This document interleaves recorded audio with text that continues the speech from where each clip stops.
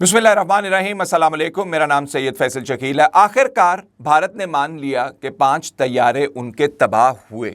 जिस तरह पाकिस्तान ने कहा था उसी तरह तबाह हुए। और ये बात भारतीय जनता पार्टी के सीनियर रहनुमा ने की है और साथ साथ एक बड़ा उन्होंने इंकशाफ भी किया। इंकशाफ ये है कि मोदी साहब इस बात को छुपा रहे हैं और मोदी साहब इसको छुपाना चाहते हैं और मोदी साहब इसकी तहकीक भी नहीं होने देंगे। और वो क्यों नहीं होने देंगे? क्योंकि उन्हें अवाम में खिफत उठाना पड़ेगी, क्योंकि उन्हें अवाम में अपनी पॉपुलैरिटी जो है वो खोना पड़ेगी। और पाकिस्तान की तरफ से ये हजीमत जो उन्होंने उठाई है, इसका भार जो है वो बहुत ज़्यादा है। वो मैं आपको एक्सप्लेन करूँगा कि क्यों ये इतना बड़ा बोझ है 5 तैयारे गिराने का। जंगी हवाले से ये क्या माने रखता है और अगर किसी किस्म की फ्यूचर के अंदर जंग होती है तो उसमें जो एयर टू एयर बैटल है उसका क्या प्राइमरी रोल है, जंग ख़त्म हो जाती है, क्या होता है, उस हवाले से मैं आपको थोड़ा गाइड करूंगा। लेकिन ये पहले मोदी साहब की हजीमत का आप थोड़ा सा अंदाज़ा लगा लें। ऐसा शख्स जिसके कान के ऊपर जूं भी ना रेंग रही हो, जिसको हल्का सा शायबा भी शर्म का ना आ रहा हो कि उसने नाक कटवा दी अपने मुल्क की, उसने नाक कटवा दी इंडियन एयर फोर्स की, और वो छाती पीट पीट के कूट कूट के लोगों को कह रहा है ऑपरेशन सिंदूर की क्या बात थी, पाकिस्तान को सबक सिखा देंगे, रोटी खाओ। इतनी बड़ी शिकस्त खा के जो बंदा इतनी एक्टिंग कर सकता हो, आप उसका खुद अंदाज़ा लगा लें। और इंडिया के अंदर तो इस वक्त ख़वातीन जो हैं वो तमाचे लगा रही हैं उल्टे हाथ के मोदी साहब के इस प्रोग्राम को कि घर घर सिंदूर पहुंचाया जाएगा। उन्होंने कहा कि खुद तो आप इस काबिल नहीं हैं, जो ख़वातीन हैं वहाँ पे, कि आप अपने घर जाके सिंदूर अपनी बीवी को दें, हमें हमारे घरों के अंदर आप सिंदूर जो है वो क्यों देने के लिए आ रहे हैं।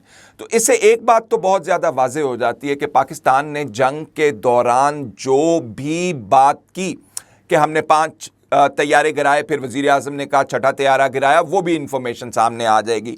26 टारगेट्स इंडिया के अंदर हिट किए, साइबर वॉरफेयर के अटैक खौफनाक किस्म के लॉन्च किए, वो तमाम बातें ठीक है। अगर एक बात ठीक है तो बाकी इंफॉर्मेशन भी सामने आ जाएगी और जो ख्वाबों की दुनिया में इस वक्त इंडियंस जो हैं या भारतीय लोग जो हैं बैठे हुए हैं उन्हें ये एहसास हो जाएगा। अब आ जाइए ज़रा, मैंने ज़रा अमेरिका और चाइना के रोल की भी इसके अंदर बात करनी है, लेकिन पहले जो जंग होती है, हवाई जंग होती है, इसकी थोड़ी सी बात कर लें। देखिए, किसी भी 2 मुल्कों के दरमियान जंग का जो तवाज़ुन है उसको उनकी एयर फोर्सेस ही लीड करती हैं। एयर फोर्सेस ही बताती हैं कि जंग का पल्ला कैसे और कहाँ भारी होगा। जैसे पाकिस्तान के पास ये कैपेबिलिटी है कि वो भारत के तेज़ तरीन और भारत के जदीद तरीन तैयारों को गिरा सके। उसके बाद जब ये तैयारे गिराए गए तो किसी मार्के में 9 और 10 की दरमियानी शब या अलस सुबह जो मार्का हुआ उसके अंदर भी नहीं उड़ सके। तो इंडिया के हाथ बंधे हुए हैं और पाकिस्तान ने मेहरबानी की इनके ऊपर जंग बंद करके, और आइंदा अगर इस किस्म का मार्का होता है तो एयरफोर्स जो है वो लीड करेगी। और इनकी टेक्नोलॉजी जो है वो जो एनालिस्ट हैं वो कहते हैं कि आप 10 साल तक मैच नहीं कर सकते। और 10 साल तक तो इंडिया खुद कह रहे हैं कि हम अपना 5वीं पीढ़ी का जहाज़ बनाएंगे जो पाकिस्तान के साथ मुकाबला करेगा।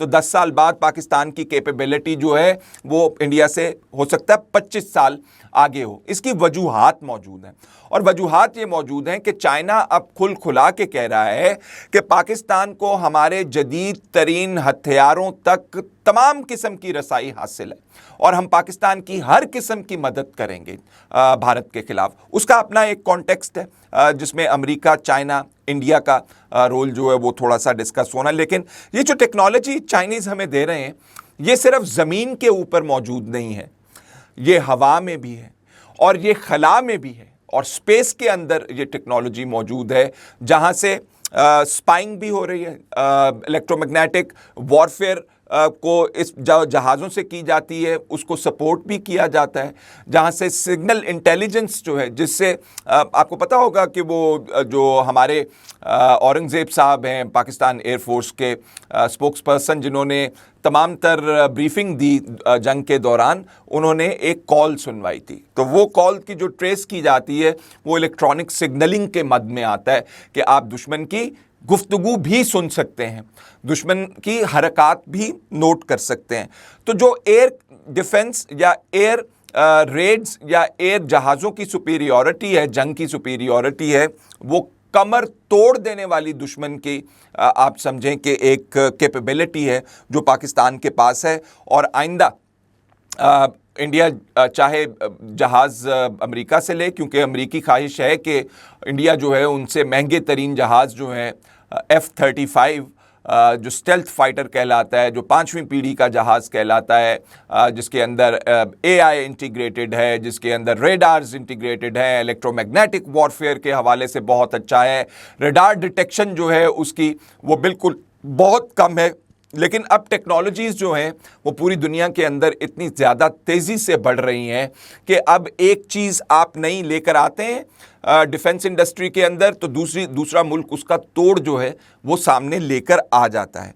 अब जो टेक्नोलॉजी मैंने कहा आपको कि सैटेलाइट्स से भी मदद की जा रही है, ग्राउंड फोर्सेस की भी मदद है, एयर फोर्सेस की भी मदद है। तो इंडिया इस वक्त बिल्कुल मार खाकर और मोदी जो है वो ढीठों की तरह अपनी आवाम के सामने पेश हो रहा है, बावजूद इसके कि फ्रेंच जो कंपनी है डसाओ, जिसने ये रफ़ाल जो है जहाज़ बनाया हुआ है, वो बार बार अब कह रही है कि हमें मज़ीद तफसील दें। लेकिन मोदी जो है वो इन तमाम चीज़ों के ऊपर मट्टी डाल के बैठा हुआ है, छुपा के बैठा हुआ है कि किसी को पता ना चल जाए। मोदी साहब का प्लान ये है कि वो कब्र में भी जब उतरें तो वज़ीर आज़म का नाम ओहदा जो है वो उनके साथ ही कब्र में जाए। इस किस्म के प्लान बना रहे हैं, जिस किस्म के वो नारे लगवा रहे हैं, लोगों के अंदर जाके नारे लगा रहे हैं। अब आ जाइए ज़रा अमरीकी रोल के हवाले से। ख्वाहिश तो है उनकी कि हमारा असला ख़रीदा जाए, F-35 फाइटर्स भी ख़रीदे जाएं, लेकिन जो जंग से पहले अमरीकी एटीट्यूड रहा है, जिसमें उनके सेक्रेटरी ऑफ स्टेट की JD वैंस साहब का इंटरव्यू है, इनकी स्टेटमेंट्स आती रही हैं, उसके अंदर तो वो हाथ झाड़ के बैठे हुए थे। हम कुछ नहीं कर सकते इसके अंदर, ये भारत का मामला है, पाकिस्तान का मामला है, वो जंग करना चाहते हैं तो हम उनको जंग करने में रोक तो नहीं सकते।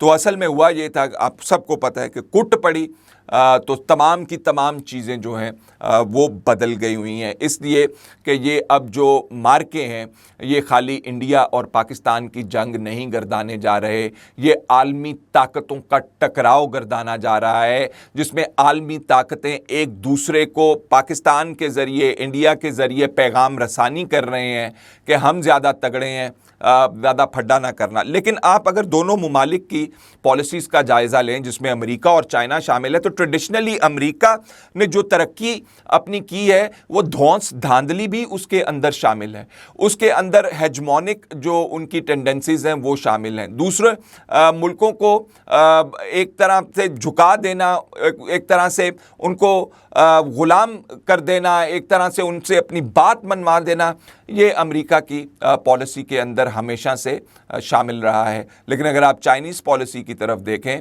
तो वो मिलिट्री माइट की जगह, डिफेंस की जगह, धौंस की जगह वो इकोनॉमिक पॉलिसीज़ से अपने जो ताल्लुकात हैं दूसरे मुल्कों से उनको बेहतर करते हैं, उनको बढ़ाते हैं। अच्छा जी, अब ये जो अब नई तैयारियां हो रही हैं इसके अंदर इंडिया का आप अगर रोल देखें, मैं ना मानूं, क्योंकि मोदी साहब का ये फ़लसफ़ा है कि इतना झूठ बोलो, इतना झूठ बोलो, इतना झूठ बोलो कि वो झूठ जो है सच लगने लगे। तो मोदी साहब को इस फार्मूले का बहुत अच्छी तरह पता है, और मोदी साहब इतना झूठ बोल रहे हैं सड़कों के ऊपर आके कि रात को मुझे नहीं पता उनको नींद कैसे आती होगी। वैसे ये मुतमईन किस्म के लोग होते हैं जिनको जो है खिफ़त खुफ़त या शर्म शुरम इनके पास से भी कभी छू कर नहीं गुजरी होती, इसीलिए लोग जो हैं इंडिया के अंदर उनको बाज़ दफ़ा उनके पोस्टर्स के अंदर उनके हाथ में चाय की केतली और समोसे पकड़ा देते हैं, यानी कि चाय वाला जो उनको मशहूर है वो कहते हैं। तो वो मेंटालिटी जो है आपको इस वक्त नज़र आ रही है, मैं ना मानूं की। तो ये आप देख लें ज़रा, कश्मीर के अंदर ये सिविल डिफेंस की एक्सरसाइज है जिसको ये ऑपरेशन शील्ड के नाम से कह रहे हैं, और लोगों को आप ज़रा हैरान होंगे सुन के जो उनको हिदायत दी जा रही हैं। लाइटें बंद कर दें, अंधेरा कर दें, सोलर लाइट्स नहीं जलनी चाहिए, किसी के पास अगर टॉर्च लाइट है वो भी ना जलाएं, मोबाइल की अगर लाइट है तो वो भी ना दिखाएं, और अगर घर के अंदर लाइट जलाने की ज़रूरत कोई पेश आ जाए इमरजेंसी में तो खिड़कियों के आगे पर्दे लगा दें। कारोबारी जो आपकी सरगर्मियां हैं बिल्कुल उनको रोक दें, और साथ साथ घरों से बाहर ना निकलें, गाड़ियां सड़कों के ऊपर ना हो, मुकम्मल खामोशी हो।